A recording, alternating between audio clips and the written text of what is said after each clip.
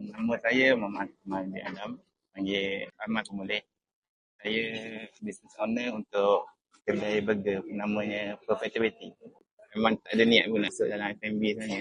Asalnya dia sekadar mesti masa lapang. Sebelum ni kerja KL untuk company landscape architect.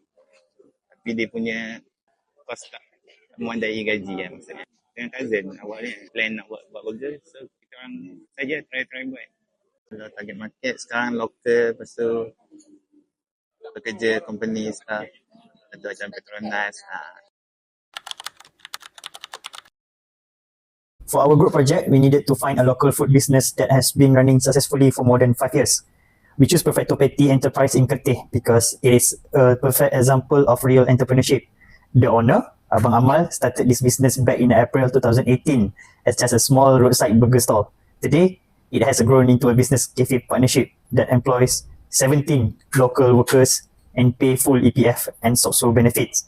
As F&B student who want to start our own business after graduation, analyzing Perfecto Patty gives us highly useful and practical lesson. Specialnya sebab kita buat daripada scratch.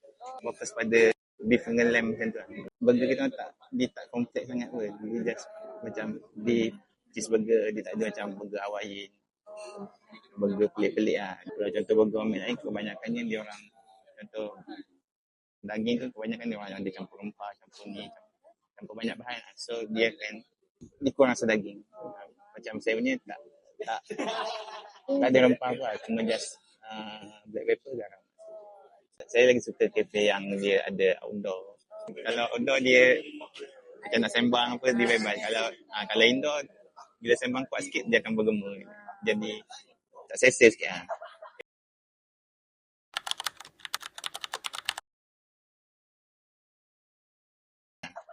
Awal-awal tu kita memang nak try dapat rasa macam McDonald tu.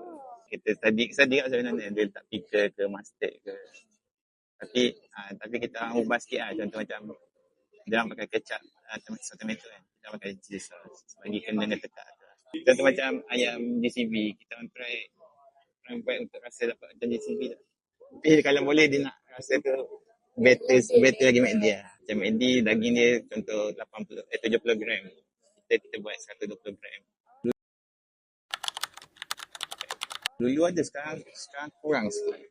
Dulu time Merdeka kita bagi diskaun macam 30%. Kadang orang buat promosi sebab contoh macam nak tarik crowd kan. Mungkin sekarang ni crowd kita ada dia tak dia stabil. Itu yang penting sebab nak untuk bagi tahu produk kita, untuk bagi tahu yang kita ada. Dan kita tahu kita orang tak tambah menu. Cuma di time bulan puasa je kita akan tambah menu untuk bulan puasa, menu lain.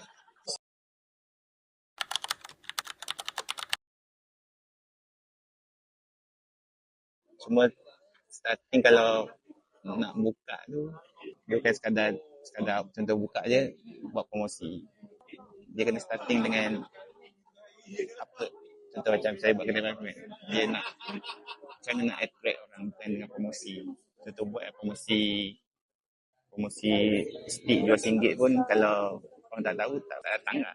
Maksudnya lepas tu kedai lah, contoh macam kedai konsep jana. Kalau cantik orang datang dulu, orang tak tengok makanan dia, tengok cantik orang datang. Maksudnya attraction, cara nak target market kena tahu macam mana nak tarik orang, makanan, rasa apa semua.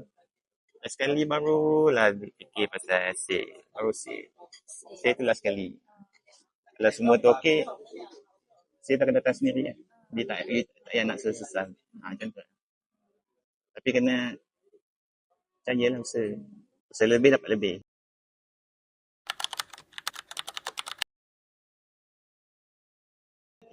Awalnya kita orang start Niaga Burger pada 2018. Di sekadar gerai kios lah.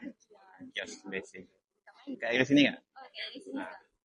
Ikutkan kita dah ni tempat yang keempat. Kat sini 2022. Awal bulan 1. Kalau tengok kan ada nama motor kopi dengan kereta kan. Kita orang bukan macam joint venture partner. Dia ada dua company, satu kedai tapi dua company. Sekarang tengah on the way nak buka kedai baru. Ni tak collab lah, kita orang stand alone.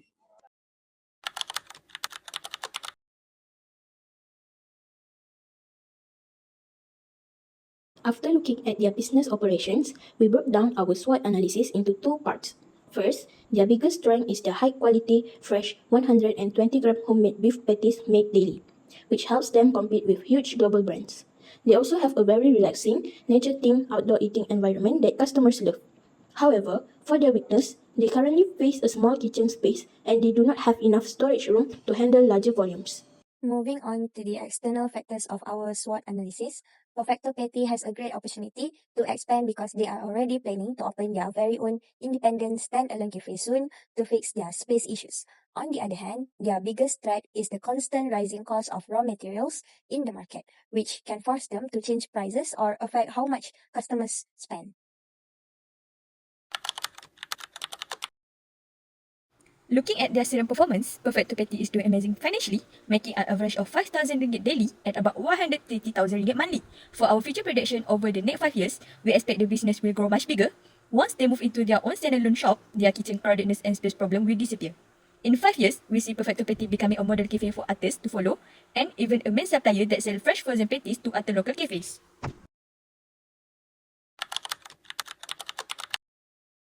To improve their current business model, our team suggests two main innovations. First, we can use their planned 20,000 ringgit budget to buy a modern combi oven. This upgrade will make cooking much faster and can increase their sales by up to 50%.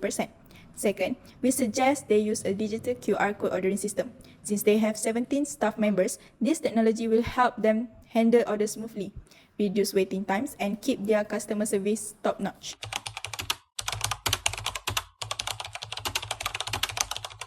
Kena kuat je. Sebab family penat. Dia bukan sekadar masak, bukan sekadar buat menu, tunggu customer ambil order. Dia melibatkan banyak benda daripada service, quality, quantity.